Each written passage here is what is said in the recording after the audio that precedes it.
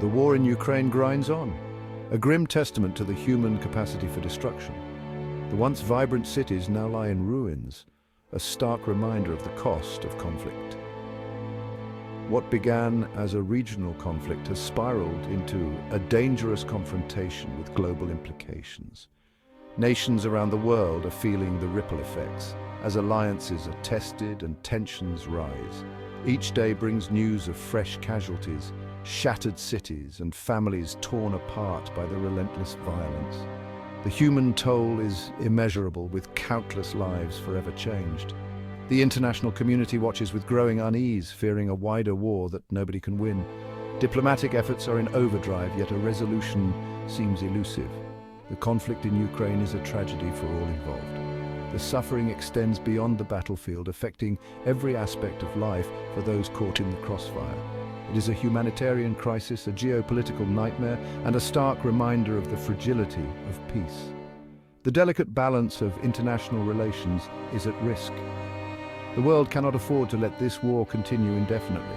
The longer it drags on, the more difficult it becomes to find a path to peace. Diplomatic negotiations must be prioritized to find a way out of this crisis before it escalates further and leads to even greater suffering. The urgency of the situation cannot be overstated. The stakes could not be higher. The future of an entire region hangs in the balance, and the consequences of inaction are dire. The war in Ukraine is not just about the fate of two countries, it's about the future of Europe and the rules-based international order. The principles that have governed international relations for decades are under threat. It's about whether might makes right, or whether we live in a world where international law and diplomacy still matter. The outcome of this conflict will set a precedent for future generations. The time for decisive action is now. Economic sanctions should be reconsidered to alleviate the suffering of the innocent and to pave the way for meaningful dialogue. We must work together to find a peaceful resolution to this conflict before it's too late. The collective effort of nations is essential to end the suffering. The alternative is too terrible to contemplate. A prolonged war would lead to unimaginable devastation and a legacy of pain for future generations. Humanitarian aid must be increased to support those in dire need. Both Russia and NATO share responsibility for the escalating conflict in Ukraine, a situation that has become increasingly dire over time. Russia's invasion was a clear violation of international law and Ukrainian sovereignty, an act that has drawn widespread condemnation from the international community. However, NATO's eastward expansion after the Cold War, while not a justification for the invasion, created a security dilemma that fueled tensions with Russia, making the region a powder keg waiting to explode. The West's provision of increasingly sophisticated weaponry to Ukraine, while understandable given the circumstances, risks further escalating the conflict and dragging more nations into the fray. Russia, in turn, has responded with increasingly desperate measures, including veiled threats of nuclear escalation, which only heightens global anxiety. Both sides seem locked in a dangerous game of chicken, with potentially catastrophic consequences that could affect the entire world. It is easy to point fingers and assign blame, but this approach does little to solve the underlying issues. However, for the sake of peace, we must move beyond this blame game and focus on finding a way out of this crisis, a path that requires mutual understanding and cooperation. That requires recognizing the legitimate security concerns of both sides, even as we condemn Russia's aggression and its impact on innocent civilians. A sustainable peace will require compromise from both sides, a willingness to engage in honest dialogue and make concessions.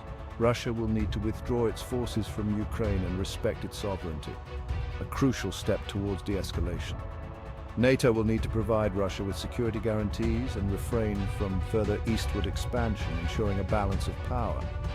Finding a compromise will not be easy, but it is the only way to prevent this conflict from spiraling further out of control and to ensure a stable and peaceful future for the region. The war in Ukraine has sent shockwaves across the globe. Beyond the immediate humanitarian crisis, the conflict has exacerbated existing geopolitical tensions and created new ones, The global economy is reeling from the impact of sanctions and disrupted supply chains. Food and energy prices have skyrocketed, hitting the world's poorest the hardest. Alarmingly, there are signs that the conflict is spreading beyond Ukraine's borders. Cyber attacks targeting NATO countries have increased in frequency and sophistication. Russia has been accused of sabotage against critical infrastructure in Europe. The risk of miscalculation and unintended escalation is growing by the day. The war has also exposed the fragility of the post-Cold War order. The United Nations Security Council, paralyzed by Russia's veto power, has proven ineffective in addressing the crisis. The conflict has highlighted the growing rift between the West and Russia and China, raising the specter of a new Cold War. The international community must find a way to manage these tensions and prevent the conflict from escalating further. This requires a renewed commitment to diplomacy, dialogue, and de-escalation. It also requires a recognition that the world's problems cannot be solved through military force alone. Despite its technological disadvantages and the economic pain inflicted by Western sanctions, Russia has demonstrated a surprising resilience on the battlefield, showcasing an unexpected level of endurance and adaptability. This resilience stems in part from Russia's willingness to absorb heavy losses and its ability to adapt its tactics to the evolving situation, constantly shifting strategies to counteract the challenges they face. It also reflects the limitations of Western military aid to Ukraine, which has thus far fallen short of what is needed to decisively turn the tide of the war, leaving Ukrainian forces in a precarious position. The West must avoid complacency and recognize that the conflict is far from over, understanding that a prolonged struggle lies ahead. Russia still possesses significant military capabilities and remains determined to achieve its objectives in Ukraine, whatever the cost, showing no signs of backing down. Underestimating Russia's resolve or its ability to wage a protracted conflict would be a grave mistake, as history has shown their tenacity in such situations. Moreover, the conflict has revealed the limits of Western power, highlighting the challenges faced by Western nations in exerting influence. Despite imposing unprecedented sanctions on Russia, the West has been unable to force a change in Moscow's behavior, indicating the need for a reassessment of their strategies. This suggests that the West needs to rethink its approach to Russia and develop more effective tools for influencing its actions, considering alternative methods and strategies. The West must also acknowledge the role its own policies have played in creating the conditions for this conflict, recognizing the impact of their decisions. NATO expansion, while not a justification for Russia's invasion, has undoubtedly contributed to the current crisis, adding to the tensions in the region. The West must be willing to engage in honest self-reflection and consider how its actions have contributed to the current impasse, fostering a more nuanced understanding of the situation.